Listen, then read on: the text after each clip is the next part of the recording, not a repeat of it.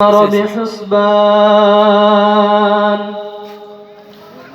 والنجم والشجر يسجدان وفضل زمانا على زمان كما فضل مكانا على مكان وإنسانا على إنسان ونشهد أن لا إله إلا الله وحده لا شريك له لا ضد له ولا ند له ولا مثل له ونشهد أن سيدنا وسندنا وحبيب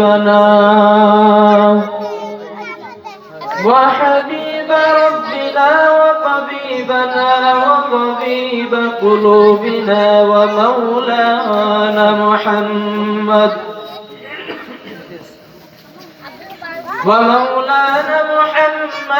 عبده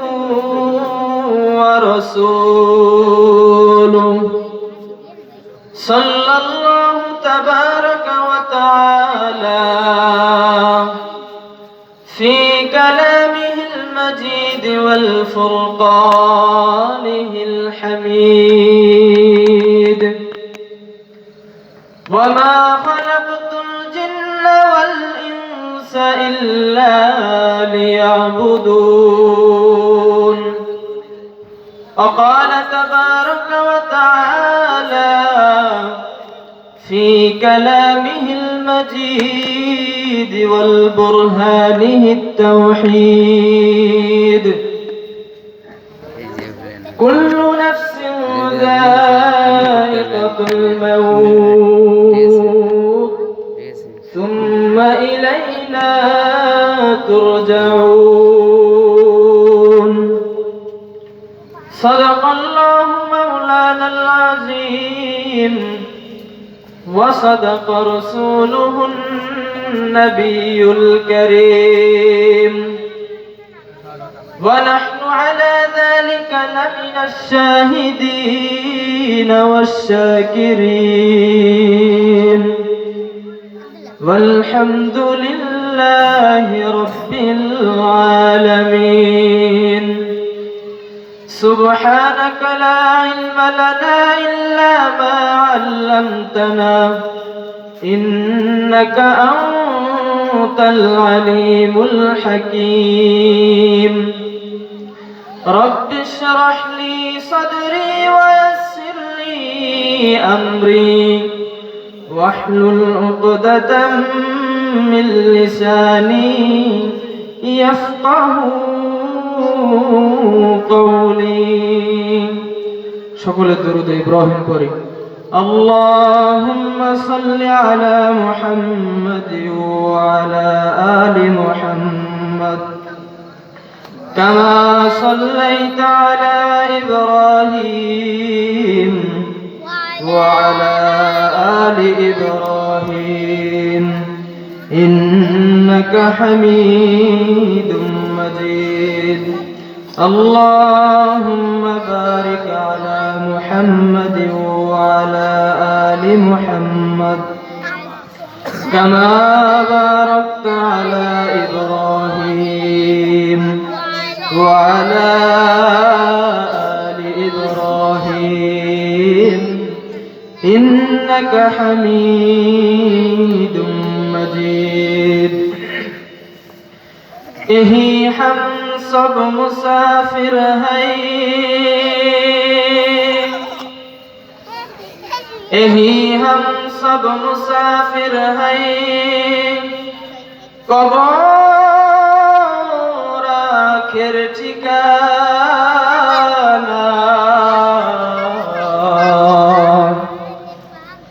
यही हम सब मुसाफिर हैं कब्र आखिर ठिकाना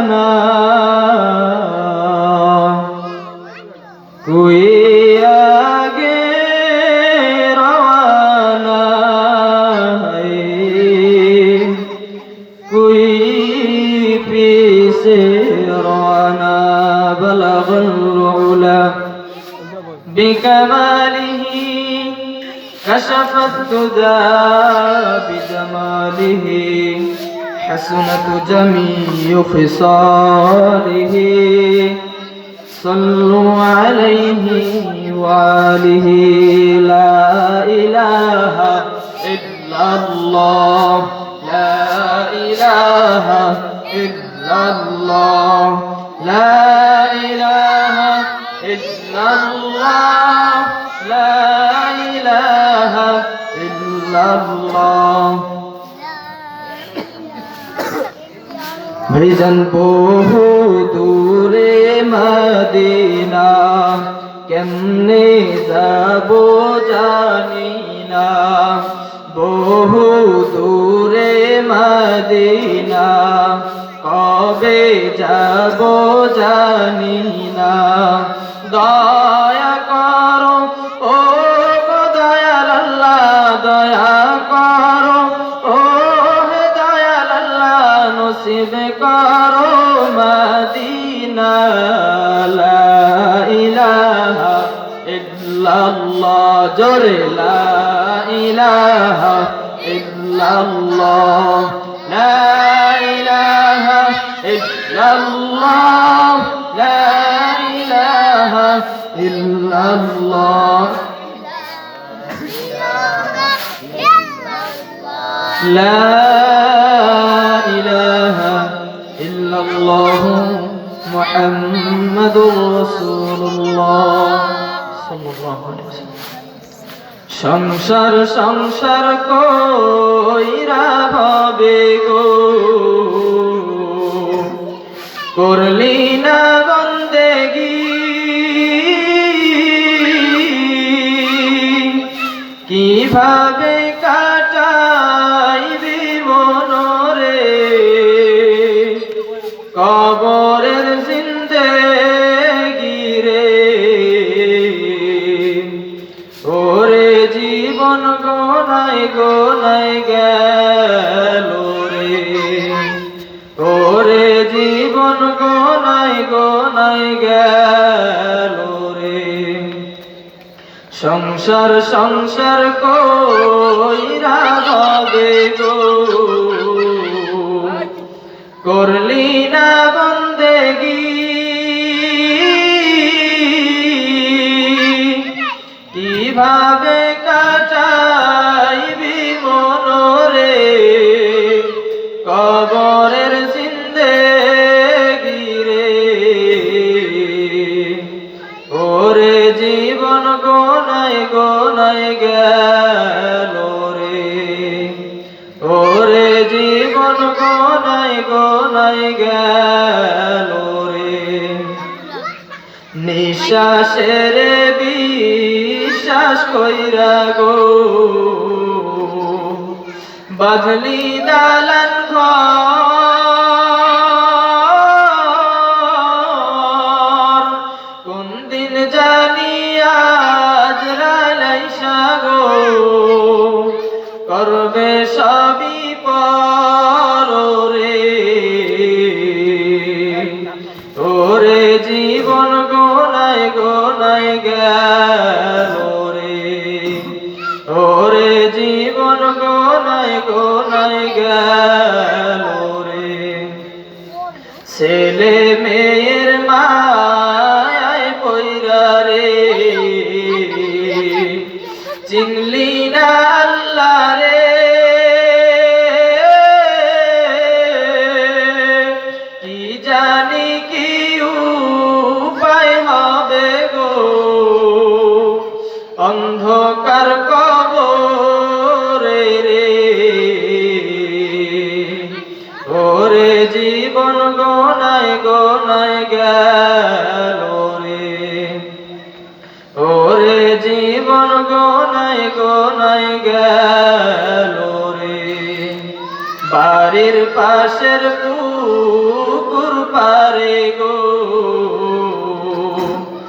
বাঁধবি বাঁশের ঘর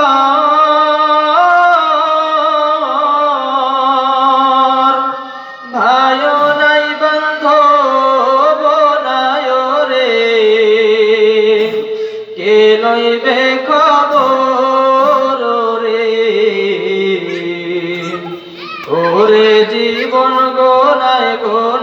গেল রে, ওরে জীবন গোনায় গোনায় গেল রে।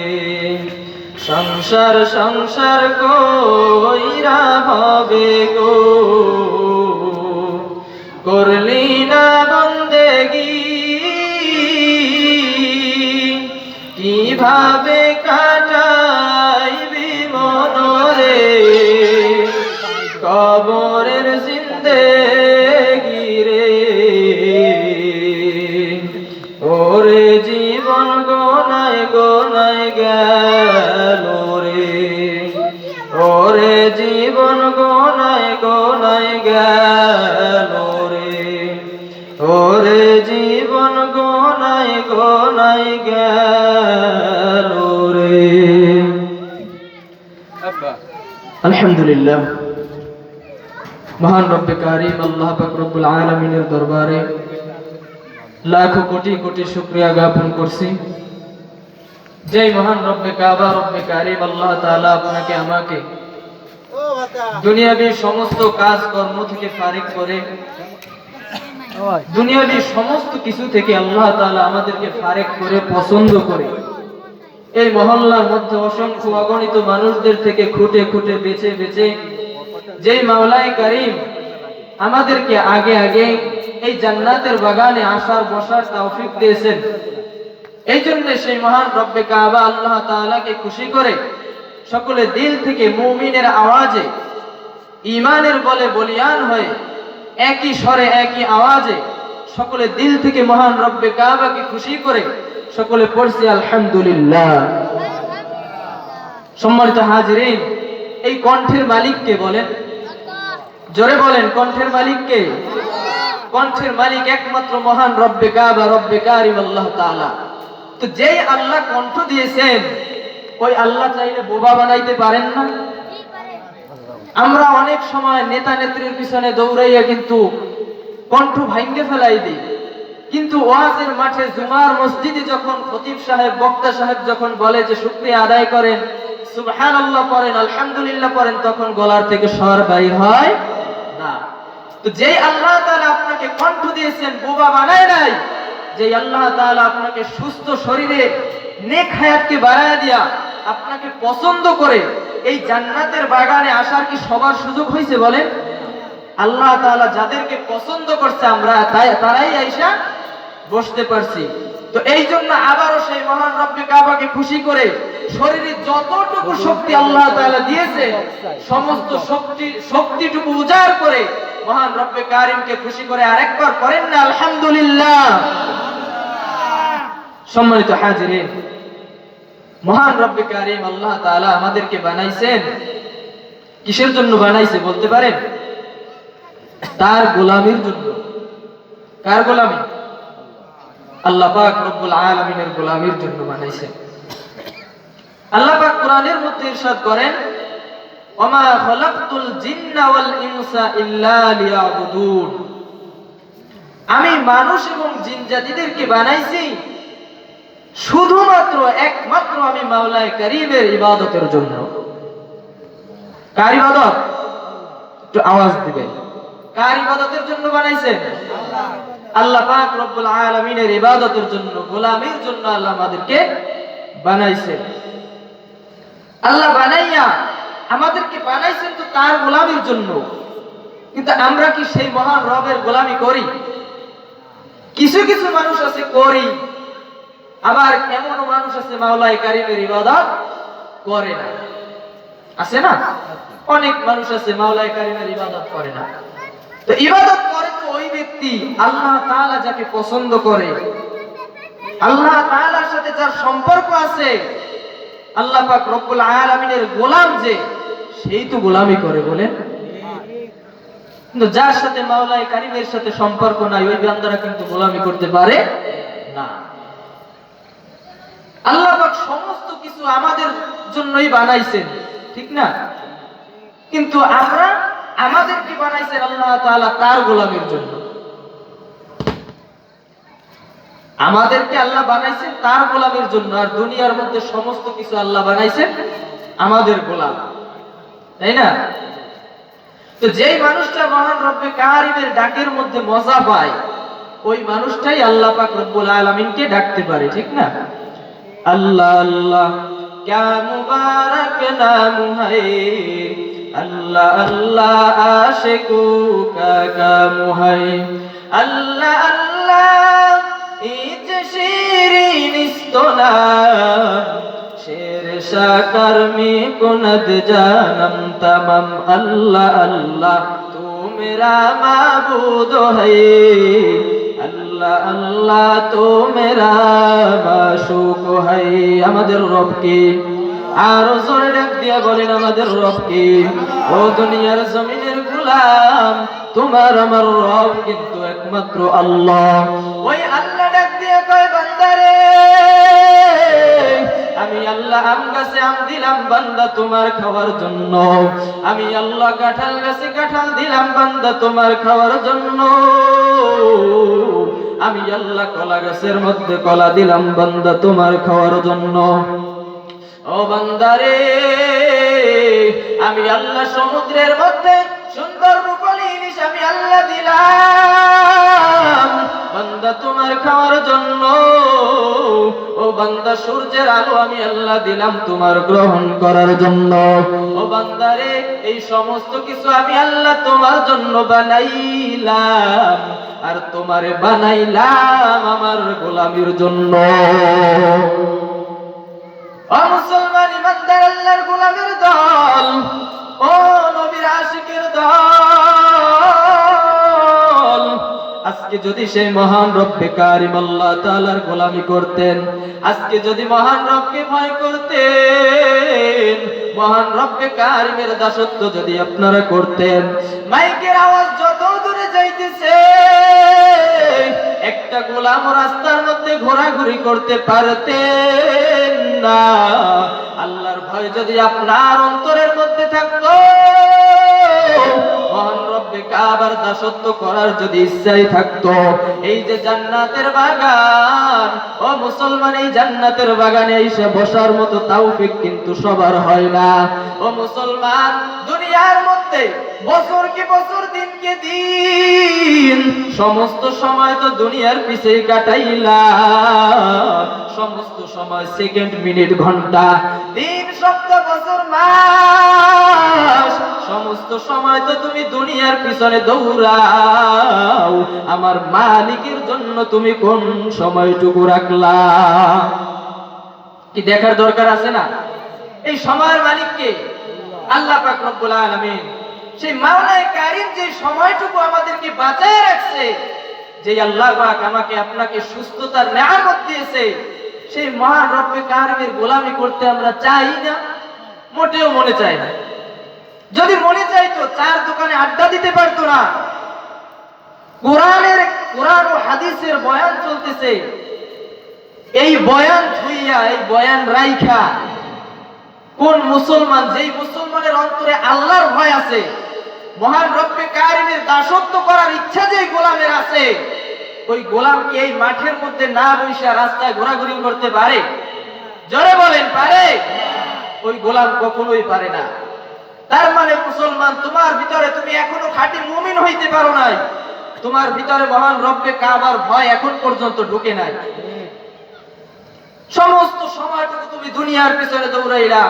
একটা দুইটা দিন এই মাহফিল তো পরের দিন কালকে থাকবে, কিন্তু পরশু এই মাহফিল থাকবে, এই সুযোগ হবে?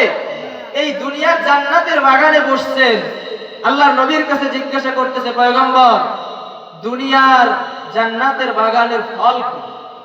জান্নাতের ভিতরে ফলমূল আছে না? দুনিয়ার জান্নাতের বাগানের ফল কি? বলে দুনিয়ার জান্নাতের বাগান হইল ফল যেই মানুষগুলা দুনিয়ার ওই মাহফিলের প্যান্ডেলে বৈশা, মসজিদের ভিতরে বৈশা খতিব সাহেবদের এবং বক্তা সাহেবদের কথার পরে সুবহানাল্লাহ আলহামদুলিল্লাহ বলে, এইটাই হইল জান্নাতের ফল। বলেন না সুবহানাল্লাহ? তাই যারা আসতে না পারছে এরা কি এই ফল খাইতে পারবে? যারা আসতে পারে না এরা এই ফল খাইতে পারবে না। সম্মানিত মুসলমান বাপজান, আল্লাহ পাক রব্বুল আলামিন আমাদেরকে বানাইলেন, আমাদেরকে বানানোর পরে দুনিয়ার জমিনে যখন পাঠাইলেন, আল্লাহ আমাদেরকে পথ দেখানোর জন্য পয়গম্বর আরবী সাল্লাল্লাহু আলাইহি ওয়াসাল্লামকে আমাদের পথ প্রদর্শক হিসাবে পাঠাইলেন। এমন মায়ার নবী আবার ওই মায়ার নবী ইসলাম কায়েমের জন্য, দিন কায়েমের জন্য কতটা রক্ত ঝরাইছে, ঠিক কিনা বলেন? আমাদের নাফরমান উম্মতের জন্য কত কান্না কাঁদছে, তারপরেও মহান ওই পয়গম্বরের সুন্নাতের অনুসরণ আমরা করি না। কি করি? শরীরের ভিতরে যদি জাহিজাল দিয়ে খেয়াও দেওয়া হয় তাও একটা সুন্নাত পাওয়া যাবে না। আছে না মুসলমান? আছে না? অনেক মুসলমান আছে। ওই মায়ার নবী রাহমাতাল লিল আলামিন কে নিয়া বেঈমানের বাচ্চারা কত কটূক্তি করে, কিন্তু আমরা মুসলমান হইয়া ঘরে বৈশা আঙ্গুল চুষি। কি ঠিক না? এত কথা বলে, বাজে বাজে কথা বলে আয়েশা রাদিয়াল্লাহু তাআলা আনহাকে নিয়া, পয়গম্বর আরবী সাল্লাল্লাহু আলাইহি ওয়াসাল্লামকে নিয়া, কিন্তু আমরা মুসলমান তাদের বিরুদ্ধে কিছুই করতে পারি না। বলে কেউ যদি মিছিল করে, যে ওই দুশমনের বিরুদ্ধে যদি কেউ মিছিল করতে যায়, কিছু কিছু মানুষ আছে কয় কি, যে বলদগুলা তোরা মিছিল করতেছিস, সেই মিছিল করলে কি ও শায়েস্তা হবে? আমি ওই সমস্ত ভাইদেরকে বলতে চাই যে আল্লাহ পাক রব্বুল আলামিনের পয়গম্বরের উপরে দরুদ পাঠাইলে যদি আল্লাহ পাক ওই দরুদ পড়নেওয়ালার নাম, পিতার নাম সহ পয়গম্বরের রওজায় আথারে পৌঁছায় দিতে পারে, পয়গম্বরের প্রতি মহব্বত ভালোবাসা নিয়ে আমরা যে মিছিল মিটিং করি, এইটাও কি পয়গম্বরের রওজায় পাঠাইতে পারে কি পারে না? বলেন, পারে না? তার মানে এতেও কি ফায়দা আছে যে আমরা কিছু করতে পারি আর না পারি, আমাদের অন্তরে পয়গম্বরের মহব্বত আছে। নারায়ে তাকবীর, আল্লাহু আকবার শুনে বেঈমানদের অন্তর ভাঙিয়ে দিতে আমরা চাই। কি ঠিক না? ওই সমস্ত নাস্তিক মুরতাদের আমাদের এই বাংলার জমিনে কোনো ঠাঁই নাই। ওলি আল্লাহর বাংলাদেশে নাস্তিকদের ঠাঁই হবে না, ফিরাউনিয়ার বাংলাদেশে মুরতাদের ঠাঁই হবে না, নবীজির দুশমনেরা পাবে না রে হাই পাবে না, ইসলামের দুশমনেরা পাবে না রে হাই পাবে না। এক ফোঁটা রক্ত দেহে থাকতে মুসলমান সইতে পারে না বিশ্ব নবীর অপমান। ঠিক কিনা বলেন? এক ফোঁটা রক্ত দেহ থাকতে মুসলমান সইতে পারে না বিশ্ব নবীর অপমান। এক ফোঁটা রক্ত যে মুসলমানের অন্তরে আছে, এক ফোঁটা রক্ত যে মুসলমানের শরীরে আছে, পয়গম্বরের কটূক্তি ওই মুসলমান সইতে পারে? পারে না। তো পয়গম্বর কিন্তু মহব্বত করছে সাহাবায়ে কিরাম। সাহাবায়ে কিরাম কেমনে পয়গম্বরের মহব্বত করছে দেখেন। আল্লাহর নবী রাহমাতাল লিল আলামিন, রাহমাতাল লিল আলামিন যুদ্ধের ময়দানে, উহুদের যুদ্ধে দান্দান মুবারক শহীদ করছেন। দান্দান মুবারক, এইদিকে নজর দেন সবাই, এইদিকে নজর দেন। দান্দান মুবারক শহীদ করছেন। পয়গম্বর আরবী সাল্লাল্লাহু আলাইহি ওয়াসাল্লামের মাথার মধ্যে লোহার হেলমেটটা ঢুকিয়ে গেছে। এর আগের দিন রাত্রির বেলা, এর আগের দিন এক সাহাবীকে পয়গম্বর বিবাহ দিবেন, হানজালা রাদিয়াল্লাহু তাআলা আনহু। এই হানজালা রাদিয়াল্লাহু তাআলা আনহু পয়গম্বরের কেমন আশিক ছিলেন দেখেন। হানজালা রাদিয়াল্লাহু তাআলা আনহু কেমনে জানি খবর পাইছে পয়গম্বর আর দুনিয়া জমিনে বাঁচিয়া নাই, পয়গম্বর দুনিয়ার জমিন ছেড়ে চলে গেছে। এইবার হানজালা রাদিয়াল্লাহু তাআলা আনহু আল্লাহর নবীর কেমন আশিক, কেমন আশিক। বেঈমানরা যখন ঘোষণা কইরা দেয় আল্লাহর নবী আর রাহমাতাল লিল আলামিন আর দুনিয়ার জমিনে বেঁচে নাই, আল্লাহর নবী দুনিয়ার জমিন ছেড়ে চলে গেছে, এই কথা শোনার পর হানজালা রাদিয়াল্লাহু তাআলা আনহু স্ত্রীকে ডাক দিয়া বলে, স্ত্রী আর তোমার সঙ্গে সময় দিতে পারবো না, আর তোমার সঙ্গে সময় কাটাইতে পারবো না। আমার পয়গম্বরের কাফের বেঈমানের বাচ্চারা আমার পয়গম্বরের কতল করে দিছে। পয়গম্বর আর দুনিয়ার জমিনে বেঁচে নাই। আমি হানজালা বাঁচিয়ে থাকিয়ে কি করব? এই কথা বলিয়া হানজালা রাদিয়াল্লাহু তাআলা আনহু মায়ার নবী রাহমাতাল লিল আলামিনের সঙ্গে যুদ্ধের ময়দানে চলে যায়। আল্লাহর নবী মারা গেছে এই কথা শুনে হানজালা রাদিয়াল্লাহু তাআলা আনহু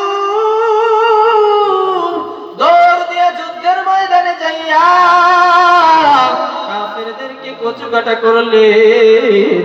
কচুকাটা করতে করতে করতে করতে হানজালা রাদিয়াল্লাহু তাআলা আনহু শহীদ হয়ে গেলেন। শহীদ হয়ে যাওয়ার পর এইবার সাহাবায়ে কেরাম পয়গম্বরকে খুঁজতেছে আল্লাহর নবী কোন জায়গায় জমিনের মধ্যে পইরা আছে। এইটা খুঁজতে এক পর্যায়ে সাহাবায়ে কেরাম দৌড়াইয়া যাইয়া দেখে যে পয়গম্বর দুইটা পাহাড়ের চিপায় একটা গলির মধ্যে রক্তাক্ত অবস্থায় লোহার হেলমেট মাথার মধ্যে ভাঙা অবস্থায় আল্লাহর পয়গম্বর জমিনের মধ্যে পড়ে আছে। এইটা দেখে সাহাবায়ে কেরাম দৌড় মারছে। দৌড় মাইরা আল্লাহর নবীর কাছে যখন গেল আল্লাহর নবীকে যাইয়া পয়গম্বরকে উঠাইছে। সাহাবায়ে কেরাম পয়গম্বরকে উঠাইলেন। আল্লাহর নবী পয়গম্বরকে যখন উঠাইলেন সাহাবায়ে কেরাম সাহাবাদের ভিতর থেকে একজন সাহাবী ডাক দিয়া কয়, রে আবু বকর, আল্লাহর নবীর এই খেদমতটুকু আমারে করার সুযোগ দাও। আল্লাহর নবীর মাথার ভিতর থেকে লোহার হেলমেটটা আমি উঠাবো। এই কথা বলিয়া সাহাবী যখন দৌড় মাইরা আল্লাহর নবীর কাছে গেছে, আল্লাহর নবীর কাছে যাইয়া সাহাবী দাঁত দিয়ে কামড় মাইরা পয়গম্বরের লোহার হেলমেটটা টান মারছে।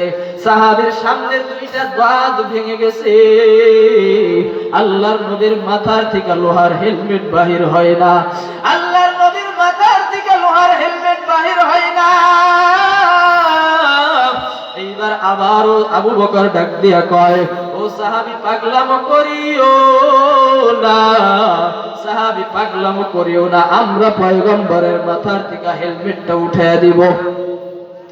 সাহাবী ডাক দিয়া কয়, ও আবু বকর, আমি সাহাবীর মুখের মধ্যে দাঁত থাকবে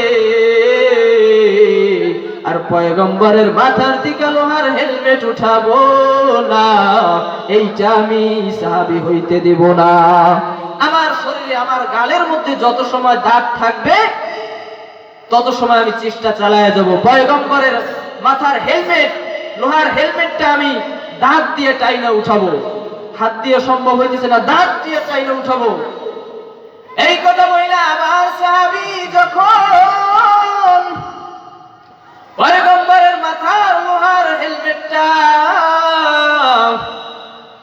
মারির দাঁত দিয়ে টাইনা উঠাইতেছে, কামড় মারছে এমন জোরে কামড় পয়গম্বরের মাথার লোহার হেলমেটও বাহির হইছে। আবার সেই সাহাবীর মারির দাঁত দুইটা ভাঙ্গাও জমিনের মধ্যে পড়ে গেছে। আল্লাহর নবীর সাহাবীর সমস্ত শরীর রক্তে রঞ্জিত হইয়া সাহাবী জমিনের মধ্যে পড়ে যায়। আল্লাহর নবী রাহমাতাল লিল আলামিন এইটা দেখার পরে পয়গম্বরের মাথার থেকে যখন লোহার হেলমেট বাহির করা হয়ে গেল, এইবার সাহাবায়ে কেরাম পয়গম্বরের মাথার উপরে ব্যান্ডেজ করা শুরু করছে। ব্যান্ডেজ করার পর আল্লাহর নবী এইবার সাহাবাদেরকে ডাক দেয়া কয়, ও সাহাবায়ে কেরাম, ও সাহাবীরা রে, তোমরা উহুদের ময়দানে যতগুলা সাহাবী শহীদ হইছেন তোমরা সমস্ত সাহাবীগুলার লাশ একত্র করো, বিনা গোসলে তাদেরকে দাফন কাফনের ব্যবস্থা করো, বিনা গোসলে তাদেরকে দাফন কাফনের ব্যবস্থা করো। এক পর্যায়ে পয়গম্বরের সাহাবায়ে কেরাম সমস্ত শহীদদের লাশগুলা আনছে, আইনা দেখে 70 জন নাই, 70 জন নাই, 68টা লাশ গইরা পাওয়া গেছে। এইটা দেখা পয়গম্বর বলে আমার স্বপ্ন তো কোনোদিন মিথ্যা হইতে পারে না। কি পয়গম্বরের স্বপ্ন মিথ্যা? আওয়াজ দেন, পয়গম্বরের স্বপ্ন মিথ্যা? পয়গম্বরের স্বপ্ন মিথ্যা না। আল্লাহর নবী কয় যে আমি স্বপ্ন দেখছি, আল্লাহ যেহেতু দেখাইছে তাহলে 70 জন স্বপ্নে দেখছি, এই 70 জনই উহুদের ময়দানে শহীদ হইছে। ও সাহাবায়ে কেরাম, দ্রুত কইরা তোমরা গণনা করা শুরু করো। গুনতে গুনতে দেখা যায় 68টা লাশ। এইবার বলে আরো 2টা লাশ আছে, বলে আর 2টা লাশ কই, দ্রুত কইরা খুঁজতে থাকো। খুঁজতে খুঁজতে এক পর্যায়ে একটা কোণায় গিয়ে দেখে একটা লাশ। লাশের বাহু থেকে হাতটা আলাদা, ডান হাত কাইটা বেঈমানের বাচ্চারা আলাদা কইরা ফেলাইছে। বাম হাত ডান হাত সমস্ত হাত পা কাইটা বিচ্ছিন্ন কইরা ফেলাইছে। ধরের থেকে মাথাটা আলাদা কইরা ফেলাইছে। আল্লাহর নবী পাক সাল্লাল্লাহু আলাইহি ওয়াসাল্লাম দেখে চোখের পানি ছাইরা দিছে। সাহাবায়ে কেরাম লাশটারে চিনতে পারে না। সাহাবায়ে কেরাম লাশটারে না চিনলে এইবার আল্লাহর নবীকে ডাক দিয়ে আনছে। আল্লাহর নবী লাশটা দেখে 2টা চোখের পানি ছাইরা দিছে। মাথার পাগড়িটা কইলা জমিনের মধ্যে লাইসা দিছে। পয়গম্বর ডাক দিয়ে কয়, ও সাহাবায়ে কেরাম, এইটা কার লাশ? কার লাশ তোমরা জানোনি? এইটা হইল আমার চাচা আমির হামজার লাশ।